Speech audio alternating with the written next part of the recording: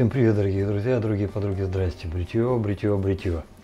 В этот знаменательный день, сразу же после католического Рождества, я хочу отдать один долг. Долг, который тянется еще с прошлого года, времени ушло уже предостаточно, но если мы побреемся сегодня именно этим набором, то произойдет две вещи. Первое и самое важное. Те люди, которые посмотрят на те предметы, которые мы сегодня будем бриться, они вернутся в молодость. Потому что предметом сегодняшнего обзора там по 20-30 лет. Но молодежь для них это будет просто история. История, прям история. А для нас с вами, у людей моего возраста и чуть постарше, это хоть и история, но все-таки жизнь. Ну а вторая вещь. Не люблю быть должным. И тут дело даже не в том долге, что вот там ты типа что-то должен, нет. Дело в том, что я пообещал человеку, а давно уже должен был это сделать и не сделал. Так вот, наконец-то я это сделаю. Я виноват, мой косяк, вы на крупный план. Ну и смотрите, что это у нас за история. А там интересно, ребята, на самом деле интересно. А я начинаю. Догоняйте.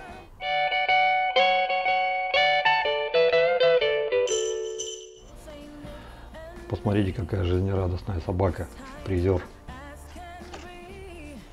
Здравствуйте, Вадим Викторович. Передаю вам эту машину времени. В ней вы найдете, чем пользовался мой отец, когда я только появился. Густой пены и приятного бритья.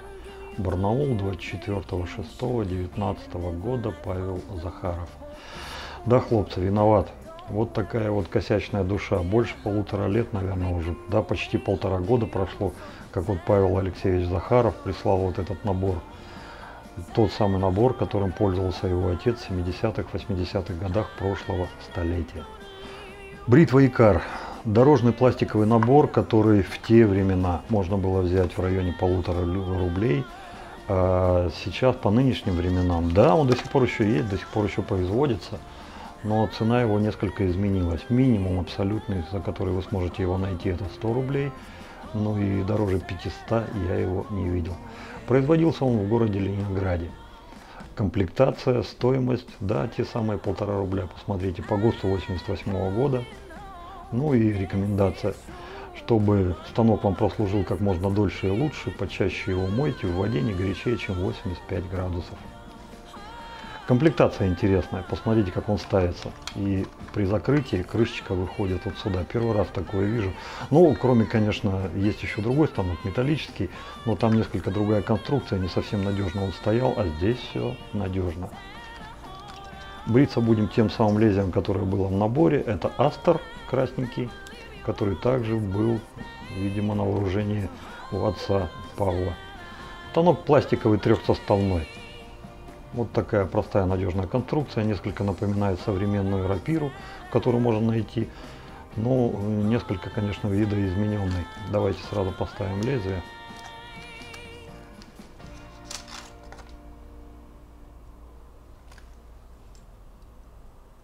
Кстати, на крышке обратите внимание, по краям как интересно сделано, защищено полностью.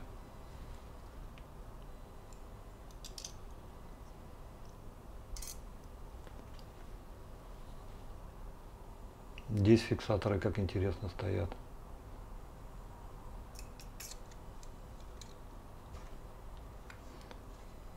Вот и все. Это до конца. И чуть-чуть, да, ослабить можем. И все еще можем бриться. То есть регулировка агрессивности в этой бритве возможна. Обратите внимание, нога при полностью закрученной ручке.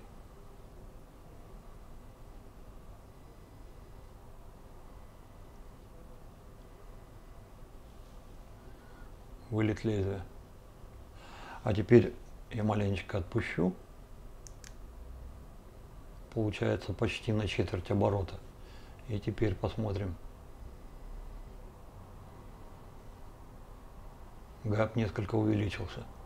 Пока далеко идущих выводов делать не будем, но возьмем это на заметку. Сегодня им будем бриться. Крем для бритья «Спутник» в аутентичной коробочке. Шавин Крем. На экспорт делали, что ли. Взять 1,5-2 сантиметра, нанести, ну и взбить пену. Свобода, Москва. Больше я здесь ничего такого не нашел. Ну и сам тюбик. Он в металлической фольге, это или алюминиевая, или что, я не знаю, из какого металла все это делали. 50 копеек, ребята, цена с футляром. Раньше и зубная паста была вот в таких вот металлических тубах. Сейчас такое, ну, я не знаю, навряд ли вы сможете где-то найти. Я попробовал с дуру загуглить крем для бритья «Спутник». Так мне там крема для бритья накидало столько, но спутника с него не было, это точно. Ну и что у нас тут внутри? Крем открытый. Это даже хорошо. Пить или не открытый? Нет, тогда таких штуков не было. О, вот этого я боялся, что он сейчас как шандарахнет. Так. Ребята, пахнет шикарно. Просто обалденно пахнет. Так, сейчас я это все уберу в сторонку, чтобы она нам тут не мешала. А отмою его потом. Так, смотрите, как интересно выглядит.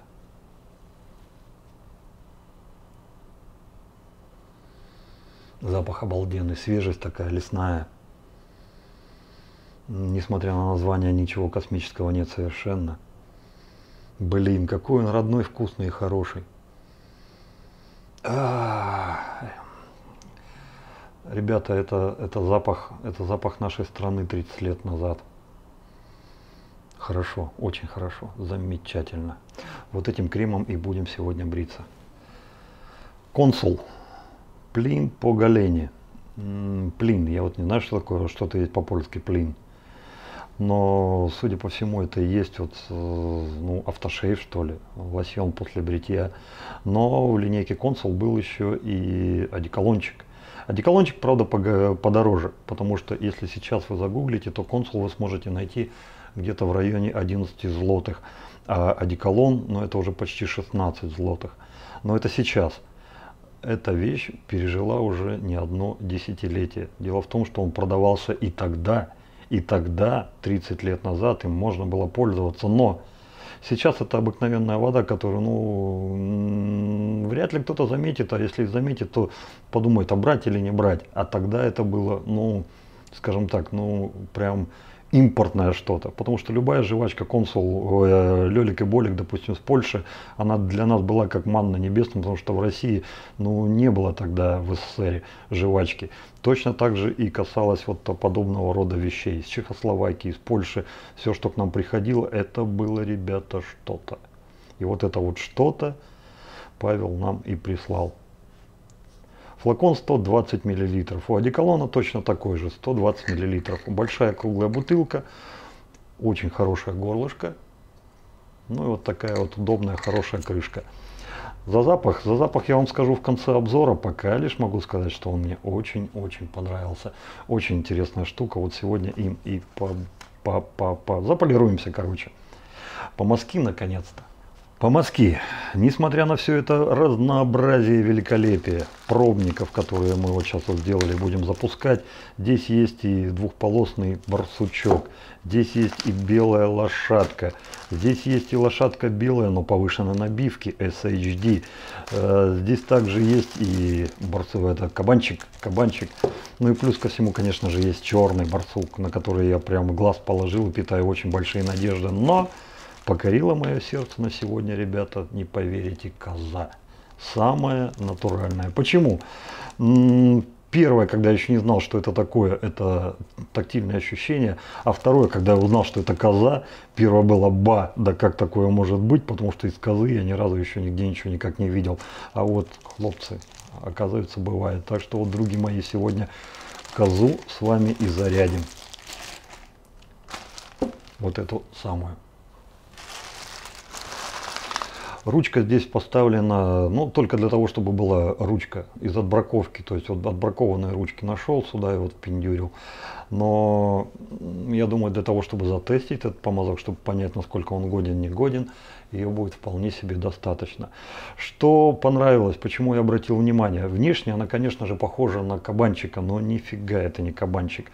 Также она похожа и на белую лошадь, но это не лошадь, лошадь другая. Здесь какая-то помесь. Помесь ласковости и упругости и в то же самое время тактильность, ну вот знаете, что-то вот от хорошей синтетики. Я не знаю, как это передать словами, но скажу вам так, друзья мои, цепляет. Просто цепляет. Именно поэтому я за него и зацепился. Уж когда узнал, что это коза, вопрос был просто решен. Буду бриться первой козой, а черного барсука отложу уже на потом. Ну или на что-то другое, что вы скажете в комментариях. Лошадь тоже интересна. Да там все интересно. Короче, сегодня будет коза диаметром 22 миллиметра. Ну все, пошли бриться.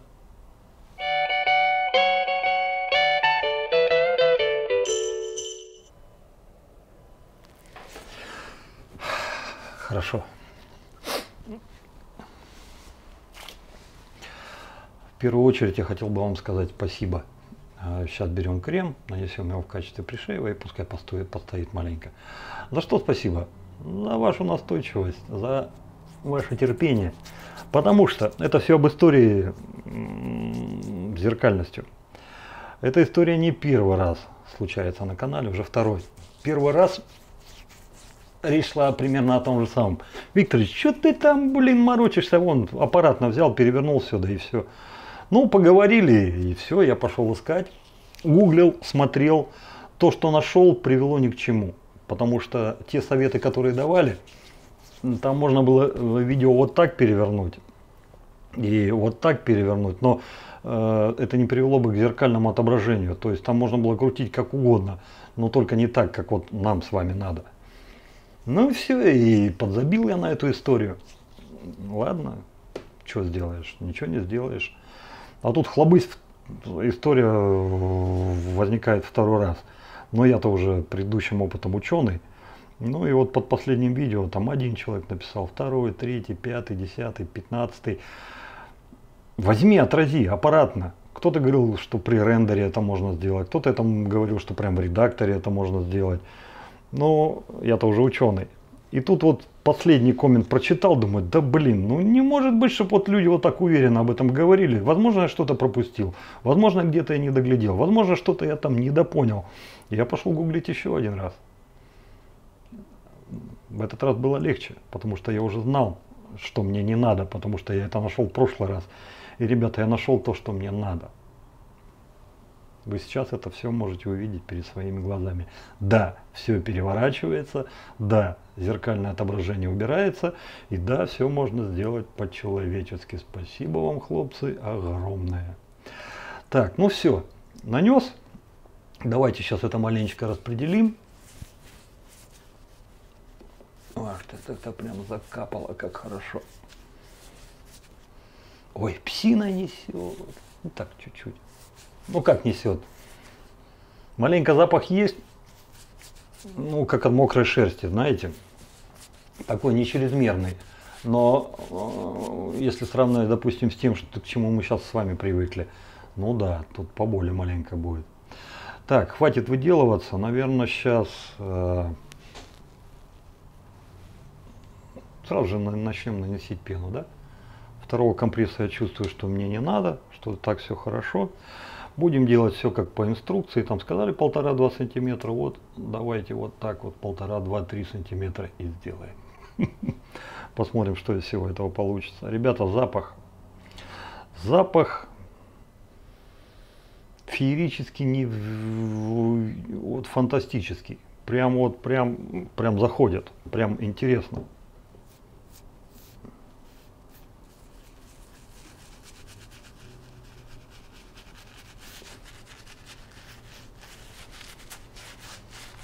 Помазок. Очень нравится структура, не нравится запах. Он здесь, вот если взять, допустим, средний, да? Ну вот чуть выше среднего. Тем людям, которые чрезвычайно чувствительны к подобного рода ароматам, я бы, наверное, такой помазок не стал рекомендовать. А тем же, кто знает, как этот запах убрать и как от него избавиться, возможно, там даже если что-то остаточное и будет, то в процессе бритья это все равно уйдет. Вот да. Тем можно было бы спокойно обратить внимание на этот помазок, потому что Вот помните помазок с прошлого обзора, наш, российский, где я говорил, вот бы там добавить. Вот по деликатности он примерно такой же, а по упругости в 3 раза примерно где-то упруже. Но все еще не дотягивает до кабана. Чтобы, знаете, так же, против лома нет приема.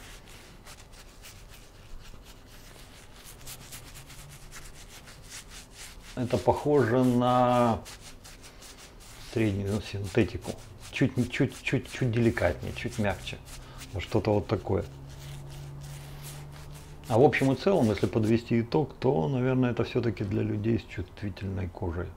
Ну, такой, кто любит нежность, ласку. А кто из нас не любит нежность и ласку? Все любят. Но, тем не менее, вы поняли, это, наверное, для людей, которым излишнее воздействие на кожу при нанесении и взбивании пены, оно как бы, ну и она. Ну вот так. Так, наверное, будет правильно. Ну что, поехали.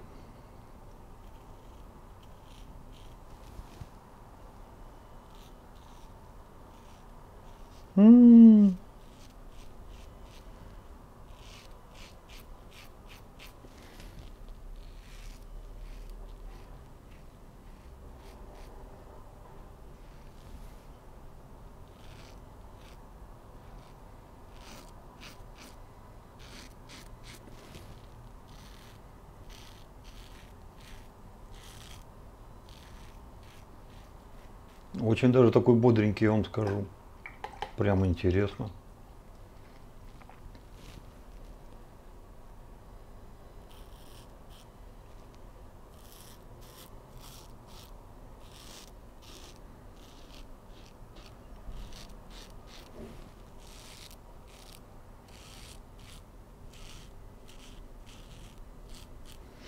Ну вот при всем при том, что я сейчас чувствую, у меня нет ни малейшего желания откручивать ручку и делать его еще более агрессивнее. Но мы не привыкли отступать.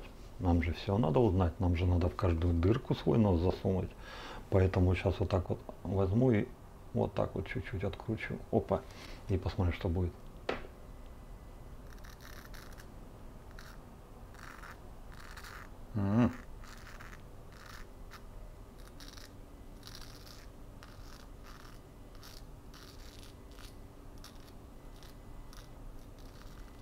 Я думаю, по звуку вы и сами уже услышали, что это очень сильно стало походить на шкряпку, поэтому я его все-таки закручу.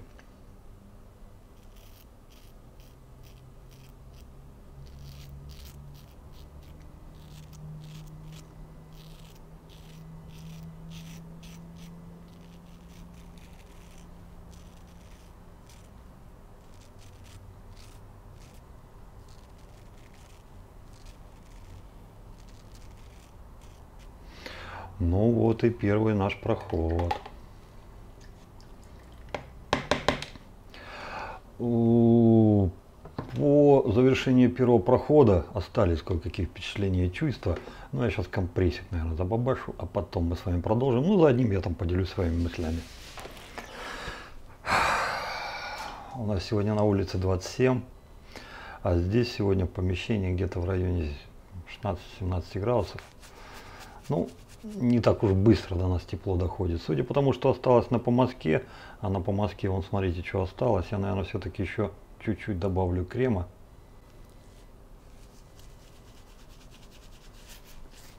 Так, что тут не хватает?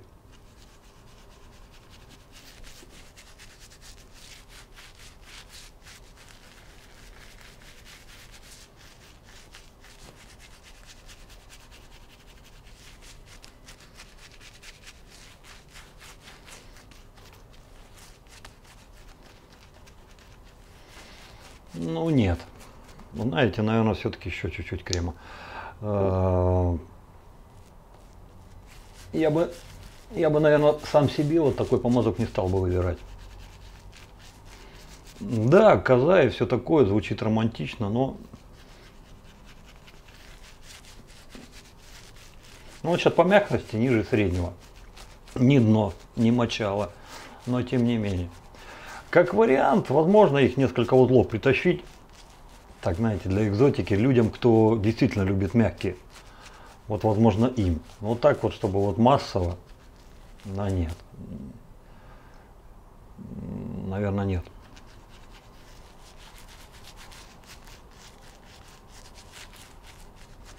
Коза в моих глазах вот сейчас вот несколько проиграла. Да, мягкая, да, деликатная, да, интересная, да, не колется. Но не знаю, вот это вот, чтобы оно там маленько что-то поделало, оно не делает. Так, пальчики.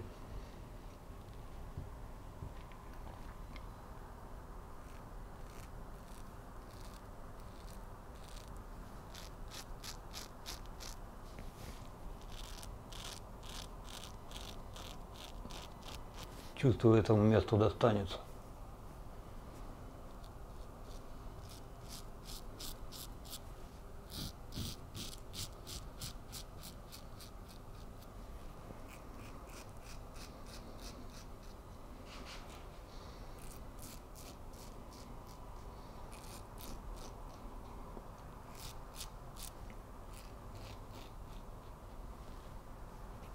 Угу.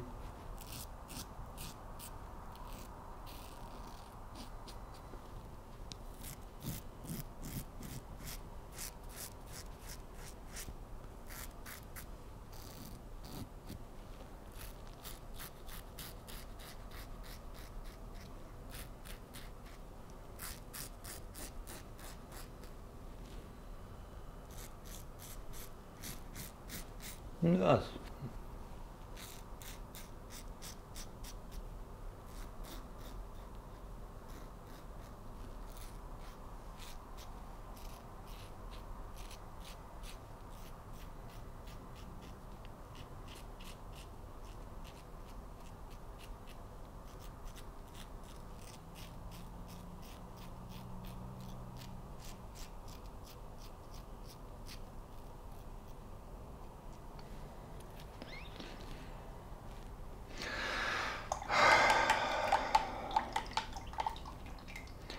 Плавно промывается, особенно в ведерке, так себе.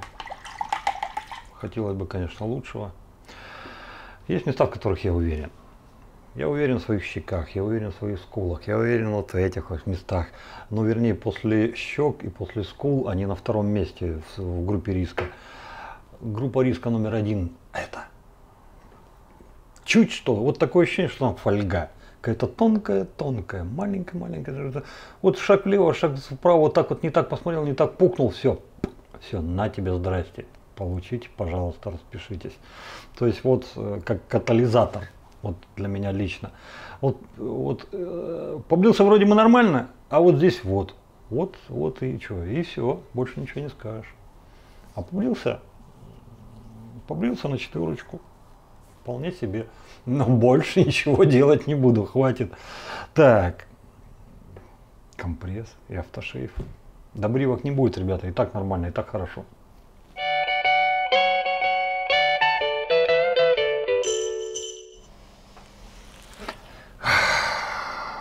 Хорошо. Да.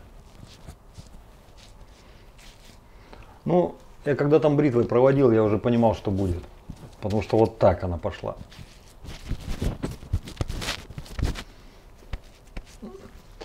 И дело, пожалуй, наверное, все-таки сразу в двух вещах. И во мне, и в бритве. Так, вот так вот, наверное, вот так вот прям. И ни в чем себе не отказывать. Ну, здесь не жгет, а здесь жгет. Ну, просто вот здесь волос так рассушит, она, ну вот так вот. Это, ну, ладно, что уже. Итак, консул. Помню, как в 79-м, 80-м мы вот за этим консулом гонялись. Ох, гонялись. И достать его было не просто. В Москве, да. В Москве можно было. Но на периферии, там, господи, 2500 километров от города-героя Москвы. Ну, где там, что там? Ну, кто-то из знакомых. Ну, где-то еще что-то там. Да, такое было возможно. Ну, ух ты, что-то я прям борзанул. Вот так уберем, наверное, маленько. О!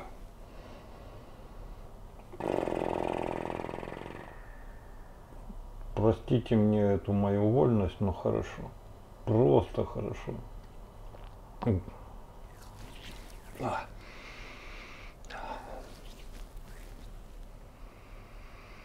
Понимаете, запах не ярко выраженный.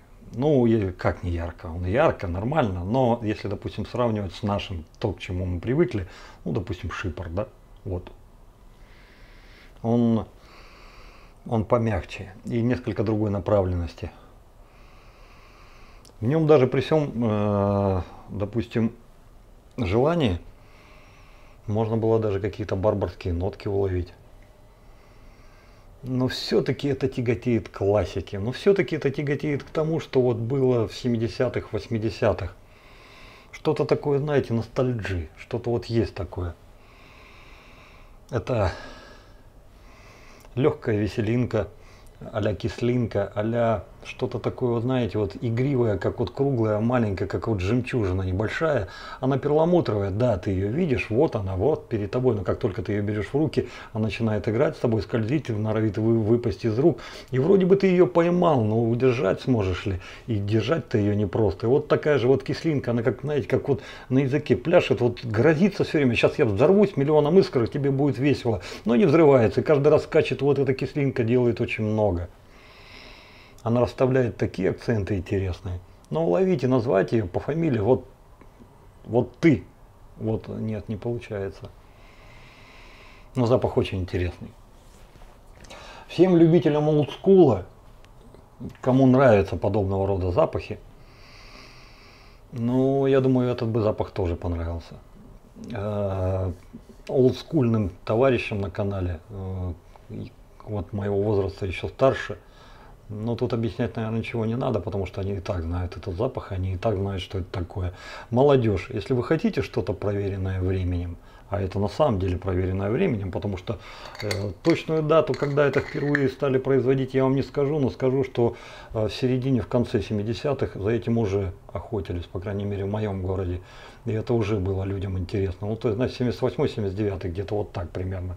Вот это я помню. Начало 80-х точно это уже было. Но это хорошая штука и выпускается до сих пор. Я не знаю, можно ли это взять в России, но в Польше это взять можно. Лосьон после бритья, напомню, 11 злотых. Ну, а кому интересен сам одеколон, ну, тогда, хлопцы, готовьтесь раскошелиться. Это будет целых 16 злотых. Ну вот. Крем для бритья. Для меня он в первую очередь ценен как история. Как история. Во вторую запах. Запах очень интересный. Он уже второй раз на канале. Первый раз я уже и не помню, как я его воспринял. А вот сегодня я его воспринял, ну как, хоть и... Вот понимаете, вот если бы сегодня такое выпускали, его бы никто не брал. Мне так кажется. Ну, знахарь по своим бритвенным круче, или я не понял сегодня его. Тот же самый, вот, я не знаю, вот последний раз был на обзоре, где ты, куда ты делся последний раз. Не могу его найти, старт. Но он тоже поинтересней. Но вот сегодня, возможно, помазок сыграл роль, на которому мы еще вернемся. Но вот сегодня я его воспринял просто как хорошую историю, старую, добрую. Но чуть-чуть уже подрастерявшую в порах. Возможно, тут еще, кроме помазка, сыграло свою роль то, что тюбик был распечатанный, и он маленечко уже чуть-чуть подвыдохся, может быть. Но не по запаху, а по своим характеристикам, тоже, может быть, не исключая. Но все-таки это история. Хорошая, добрая, приятная, белая, пушистая. Но в бритье на сегодняшний день лично для меня, конечно, не идеал. То есть вот так и по бритвенным качествам я бы ему сегодня, ну, 3 с плюсом поставил бы и все. Но это наша история. Наша история и очень хорошая, очень интересная штука. Ну, блин, старт так и не нашел. Ну, а Павлу Захарову еще раз хотел бы за это все сказать спасибо. Что касается бритвы. Бритва Икар впервые на канале. И, честно сказать, я даже не знал, что такая есть, вот до тех пор, пока в руки не взял. В бритье я ее воспринял как, ну, а-ля рапира плюс-минус. Я бы не стал сейчас вот сам для себя выяснять, кто агрессивнее, рапира или вот эта бритва. Почему-то мне сейчас показалось, что вот это поагрессивнее, хотя это может быть и не так. Это надо разбираться с лезвием, играть, смотреть. Но вот если так вот не погружаться в детали, ну, плюс-минус где-то они примерно на одной полочке. Вот так вот, если сопоставить. Те люди, которые знают этот станок, вполне себе могут сейчас вот выйти и поправить меня в комментариях, высказать свое мнение.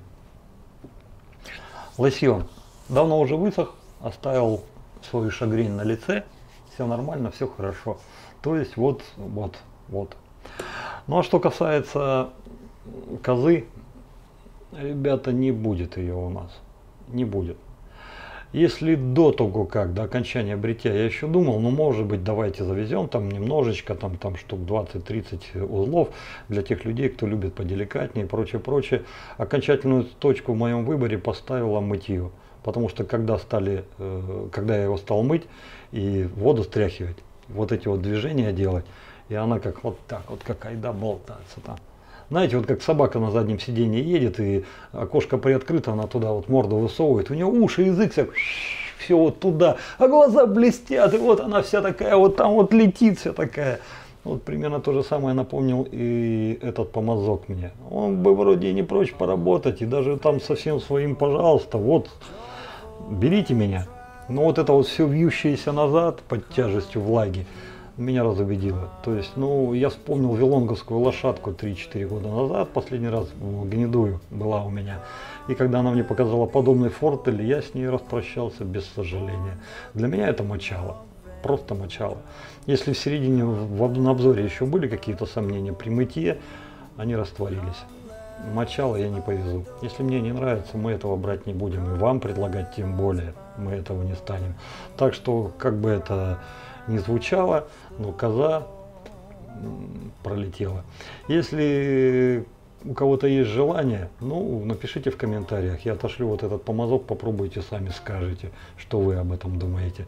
Но у нас этого не будет. Ну а на этом, пожалуй, что и все. В этом году будет еще одно бритье. Кроме этого бритья я вас еще обязательно поздравлю с Новым годом. Так вот, последнее бритье я, наверное, хотел бы оставить за собой. Найду какую-нибудь каванину, не знаю, что это будет. Или опасная бритва, или гемовские станочки. Посмотрим, что-нибудь такое придумаю. И так от души с вами посидим, и что-нибудь там заморочим, и что-нибудь с вами побреем. Постараемся с наименьшими эксцессами. Ну да, тут прям пятно вон какое, прям ухо. Здесь вот более-менее нормально. Все, не буду вас долго отвлекать. И добра, счастья, радости. Берегите себя, берегите своих близких. Дай вам Бог здоровья. Пускай у вас всегда все будет хорошо. И помните, если вы можете что-то хорошее сделать для своих близких, для своих родных, ребята, не откладывайте в долгий ящик. Сегодня 20, мать его, 6 число или какое? 25, я уже в будущем живу. Сегодня 25, осталось всего-то ничего, всего маленько. Подумайте. Возможно, куда-то нужно съездить, возможно, что-то заказать, возможно, что-то подготовиться и что-то сделать. Там, может быть, вкусненькое, может, красивенькое, может быть, интересненькое. Подумайте, обязательно это сделайте.